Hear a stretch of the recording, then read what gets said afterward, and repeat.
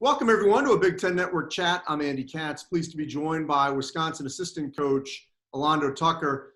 And Alando, this has been, to say the least, an incredibly difficult year for everyone at Wisconsin. The tragic accident a little over a year ago already from Memorial Day weekend with Howard Moore and his family losing his daughter and his wife. His son, Jarrell, has been fine and obviously is now dealing with his father trying to rehab in a long-term care facility. This season, of course, on the court, which may seem not necessarily as important, but still you guys struggled early. Then you had a great run. You got a share of the Big Ten regular season title and everything was going great. And then COVID happens. Everything has to get shut down.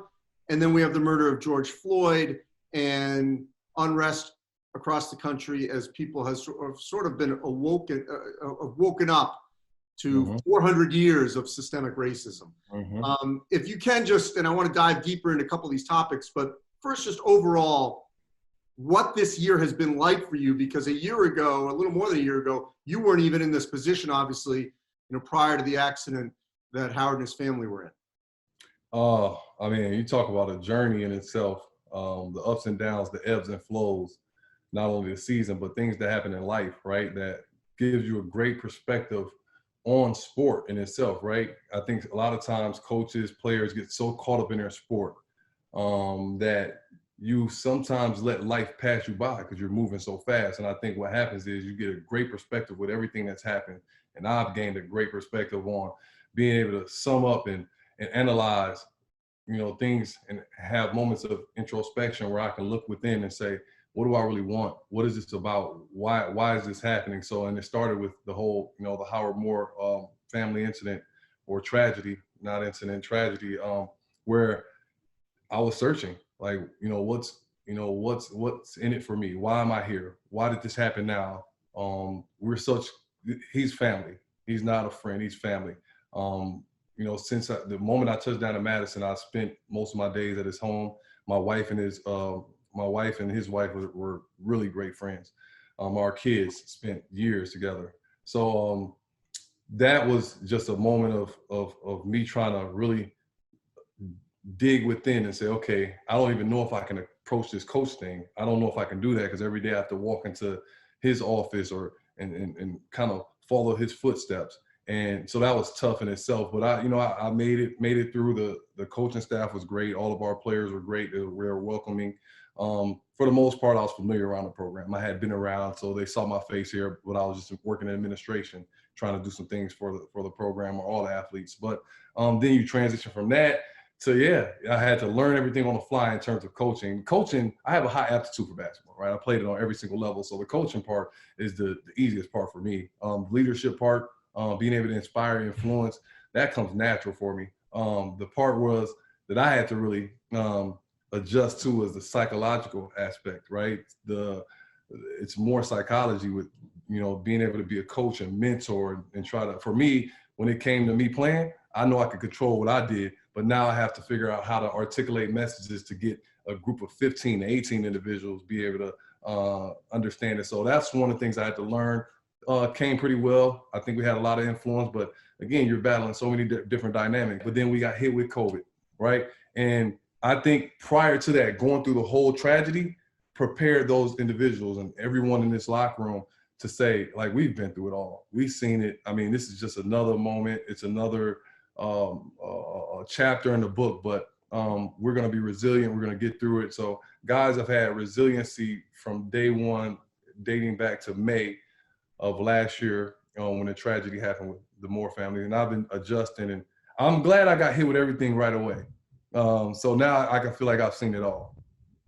So Alando, like yourself, I'm a graduate of Wisconsin, and I remember issues of racism popping up in the 80s when I was there.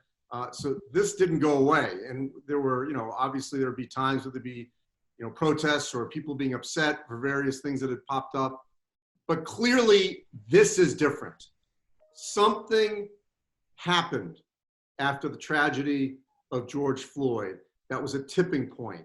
And clearly, this isn't just in this country. I mean, it is global from your perspective, why do you think it is different today?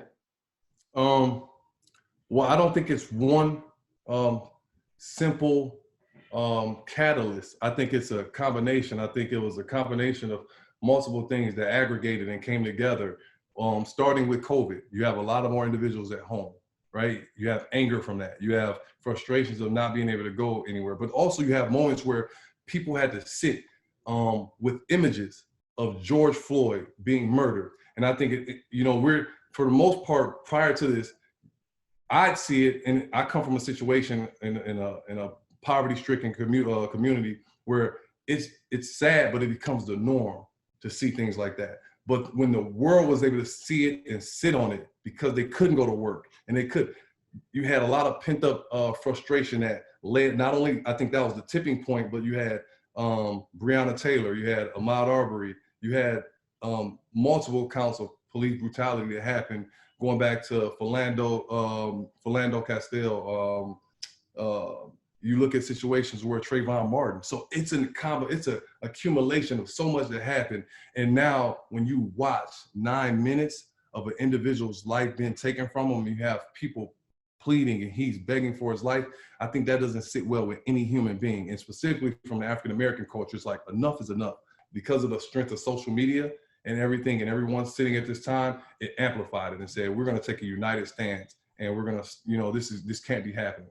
What's your reaction to the manner in which your players, at Wisconsin, the Big Ten, across the country, feel, I can just stay out there and be who I am and express myself and not worry about any coach, administrator, anyone else thinking negatively of me if I stand out there and allow myself to be heard?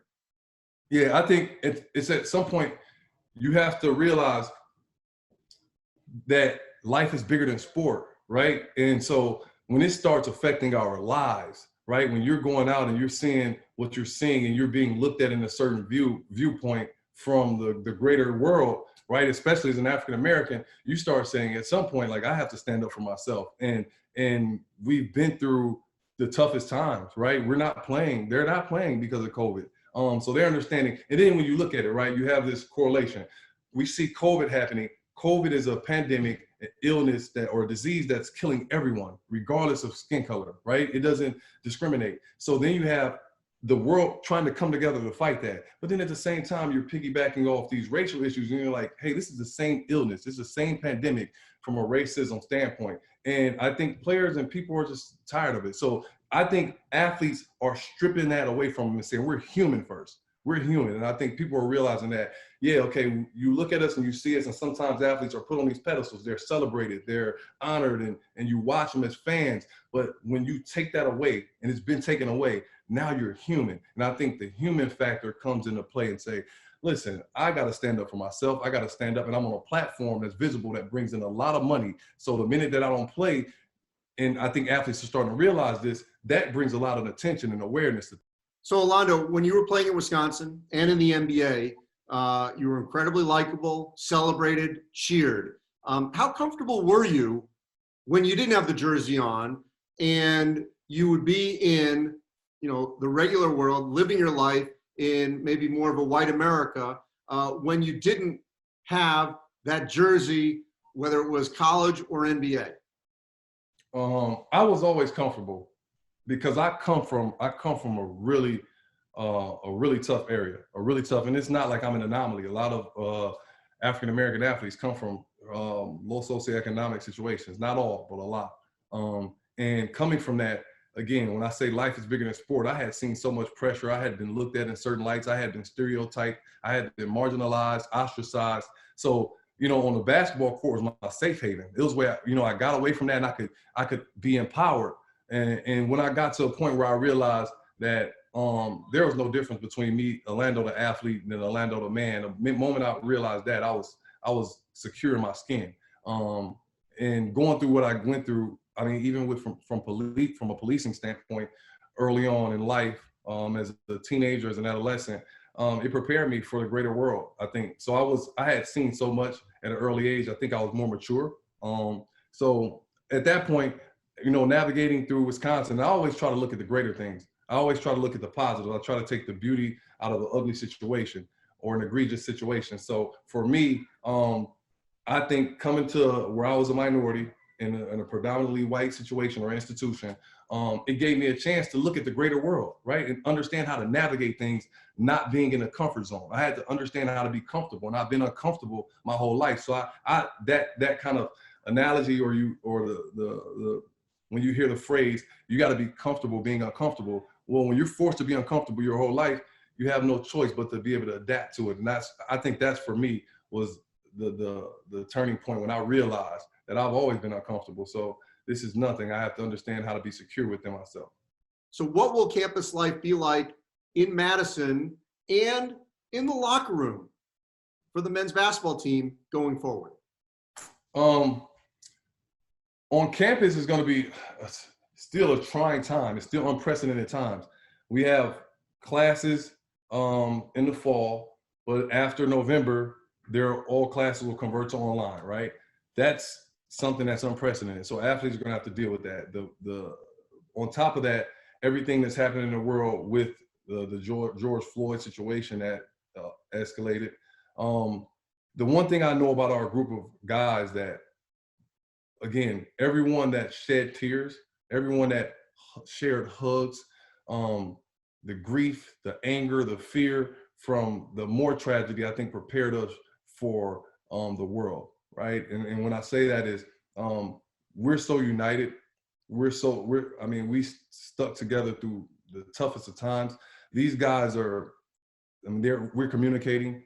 And I think part of that is the communication aspect, where we're trying to be open and having moments where individuals can vent, individuals can create solutions, whatever it is. We want to be open and treat it as a family atmosphere, because that's the culture we got to embody.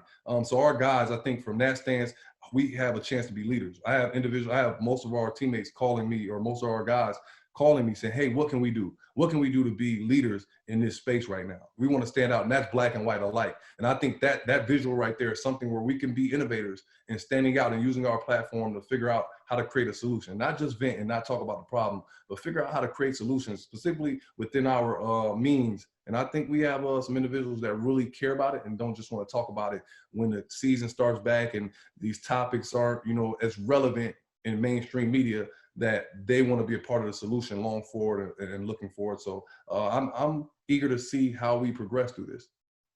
Alando, it's a pleasure to always catch up with you. As we're taping, you have a baby on the way. So I hope everything goes safely with that. Congratulations to you and your family and your wife, of course, especially. She's doing the hard part. So a beautiful new life coming into this world, and to a beautiful family. Alando Tucker, appreciate your time. Stay safe. Thanks, Andy. Appreciate you. Stay safe as well.